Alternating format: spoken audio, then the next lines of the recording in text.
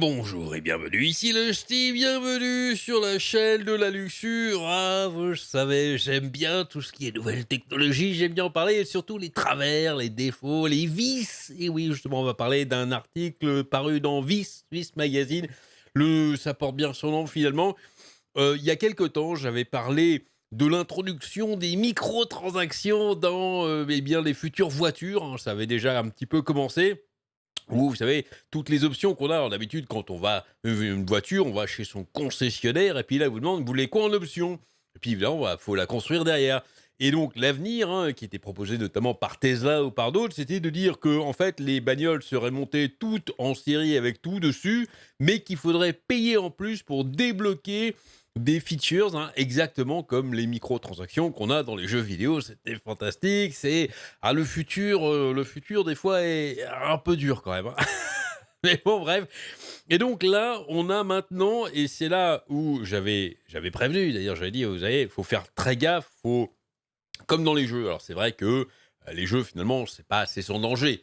Vous risquez juste de perdre un petit peu votre argent. Bon, c'est chiant, mais vous risquez pas votre intégrité physique. Là si, puisque Lassie, pas le chien en 2 mots, Lassie en 2 mots, puisque et c'est ce que j'avais dit, c'est qu'il y a un moment, eh bien, ces features, ces options, ça va rentrer dans le cadre de sécurité où les gens qui payent, plus que les autres, eh bien, auront plus de sécurité, même des trucs de base. Et des fois, eh bien, ça pourrait être désactivé et c'est ce qui se passe exactement ici. Ce gilet d'airbag de moto cessera de fonctionner si vous manquez un paiement. Ah, t'as pas payé ce mois-ci, Roger, tu vas crever, je suis désolé, hein. Ah, tu vas finir à l'hôpital. Ouais, c'est dommage, hein. Le fait de facturer des frais supplémentaires pour les fonctions de sécurité n'est pas nouveau, c'est vrai. Mais les désactiver activement pour les paiements manqués peut être l'avenir, nous dit Aaron Gordon avec beaucoup de cynisme. Les gilets gonflables sont à peu près exactement ce à quoi ils ressemblent, des vêtements portés par des personnes qui entreprennent des passe-temps personnels extrêmement dangereux afin de réduire légèrement le risque de blessures graves ou de mort. À titre personnel, je pense que les airbags pour motards, c'est l'avenir de la sécurité, hein. C'est exactement comme son nom l'indique, hein, c'est un gilet en fait, et puis dès qu'il détecte que vous sautez, enfin vous tombez de votre moto, vous êtes éjecté, il y a une espèce de bulle qui vous entoure, et puis vous faites boing, boing, boing. Bon, je caricature évidemment, vous avez compris. Et ça évite énormément de blessures très graves, en tout cas, sur moto. Et pour moi, donc, c'est un truc qui devrait être sur tout le monde devrait en avoir un. Bon, après, on verra, hein. Je pense que c'est l'avenir. Il y avait, je me souviens de l'époque où il n'y avait pas d'airbag, hein, sur les bagnoles. Et puis, seules les bagnoles de luxe avaient commencé à mettre des airbags. Et puis maintenant, toutes les bagnoles en ont. Et puis après, il y a les airbags latéraux. Bref, voilà. Donc, vivement que ça se fasse, en tout cas, pour nos amis motards. Par exemple, nous dit l'article, en 2018, le circuit de course de moto MotoGP a rendu les gilets airbags obligatoires, et c'est très bien. Depuis lors, les gilets airbags sont devenus de plus en plus populaires, moins chers, et parmi aux cyclistes de choisir, aux motoristes, on va dire. C'est vrai que les cyclistes aussi peuvent, pourquoi pas, hein, on sait jamais. Une entreprise de vêtements de moto nommée Klim, par exemple, vend un gilet airbag appelé AI1 pour 400 $. Dans la vidéo promotionnelle de lancement du produit, le responsable de la gamme de produits, Jason Plummer, a qualifié le gilet de toute nouvelle ère d'une plateforme où l'analogique rencontre le numérique et se traduit par une histoire de protection supérieure. Ce qui est une façon intéressante de cadrer le fait que le gilet inclut une option de paiement supplémentaire, des microtransactions dans la sécurité. Ah, j'en frissonne. Ah, c'est bon. Vous, vous le sentez là que bientôt il y aura monsieur machin truc, Gérard Majax. Oui, il est mort parce qu'il avait oublié de payer. Ou alors sa carte a été, et c'était le mois suivant, ça n'a pas été un problème sur sa carte de débit. Et du coup, il est mort. Ça va être. Bref, on en rigole, alors que c'est même pas drôle, mais franchement, c'est d'un pathétique. Bref. Donc, une option de paiement supplémentaire basée sur un abonnement qui empêchera le gilet de gonfler si les paiements ne sont pas effectués. Et alors, le problème, c'est que bon, si on oubliait de payer ou si on paye pas volontairement, c'est chiant, d'accord. Mais si c'est un problème, si c'est un bug en fait dans la banque, en fait, c'est pas de votre faute et que le gilet se désactive quand même. Qui sait, on poursuit qui en justice là? Ceci est possible car le gilet comprend deux composants, le gilet lui-même, fabriqué par Klim, et le système d'airbag comprenant une petite boîte noire fabriquée par une société française, c'est Cocorico, bravo la France, appelée In and Motion, appelé module de détection In and Box. Le module possède des capteurs et des composants informatiques qui détectent un crash et font donc gonfler les sacs. Le client achète le gilet pour 400 $ qui vient avec le module, mais il doit ensuite télécharger une application et choisir comment déverrouiller le module pour que le gilet fonctionne réellement. Soit plonk encore 400 $ pour posséder tout le truc, ce qui porte le coût total du gilet à 800 $ ou comme le dit Plummer dans la vidéo, optez pour le modèle basé sur l'abonnement de 12 $ par mois ou 120 $ par an. Vous voyez ici, voilà. Vous avez donc l'airbag ici, de base. Et puis le in-box activation, voilà, plus populaire, hein, évidemment. L'abonnement, c'est toujours le plus populaire. Je ne sais pas pourquoi, c'est toujours dans les trucs. C'est parce que pour eux, ça les arrange d'avoir abonnement. C'est comme les jeux en tant que service, tout en tant que service. Eux, eh bien, ça les arrange plutôt que des gens qui payent d'un coup. Vous pouvez évidemment tout acheter d'un coup.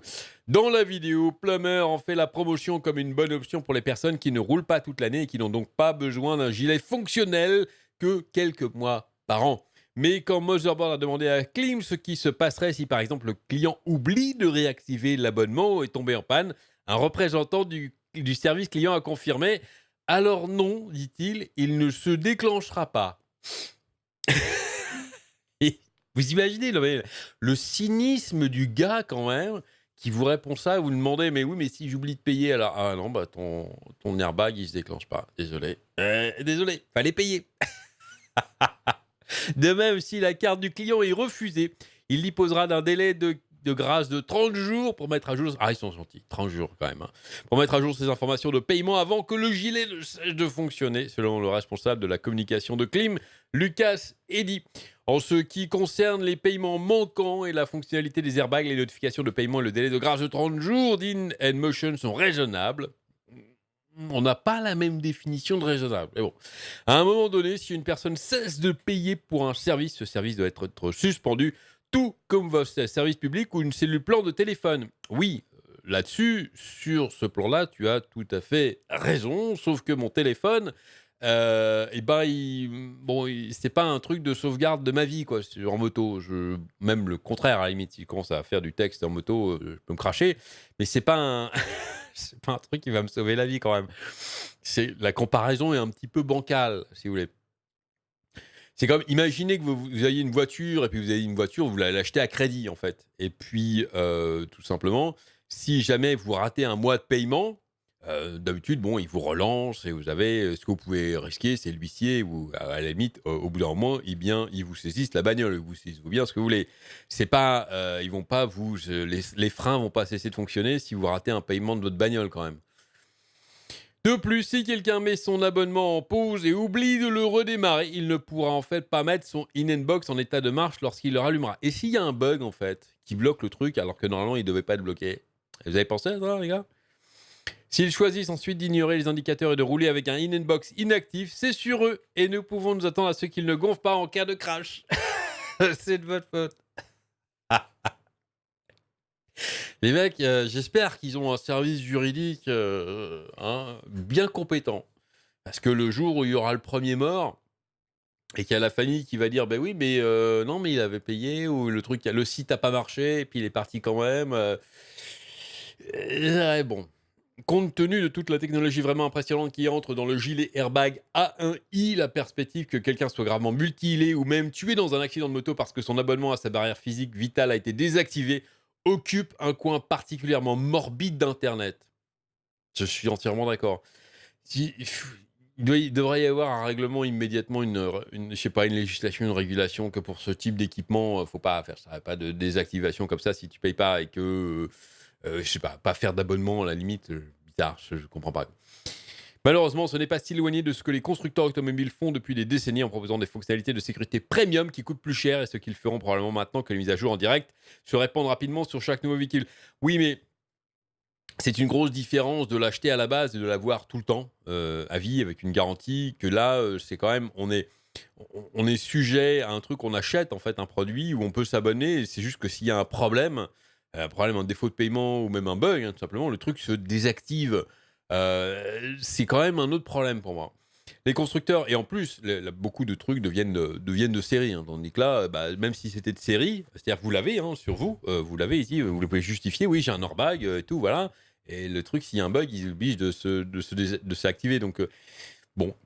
Les constructeurs automobiles voient de plus en plus des signes de dollars à la perspective de fonctionnalités de paywall, ouais, j'en avais déjà parlé, hein, qui doivent être déverrouillés via une mise à jour logicielle. Il est si facile pour moi d'imaginer que les constructeurs automobiles utilisent des airbags comme ce gilet de moto. Si ce n'était pas une loi fédérale, ils doivent les fournir. Encore une fois, c'est maintenant dans la loi, en tout cas aux États-Unis, où vous devez avoir des airbags, ça devient obligatoire. Les mecs doivent les fournir, c'est pas une option. Voilà. Pensez donc au gilet, et c'est ce que je dis là, même si la loi dit c'est obligatoire, le mec dit bah oui, j'en ai un, donc ça passe. Le seul problème, c'est qu'il y a l'activation derrière. Pensez donc au gilet airbag de moto à parois payantes comme juste bien un autre aperçu de la gravité de notre spectacle d'horreur du capitalisme. Bon, là, le mec parle dans un délire. C'est la lutte finale.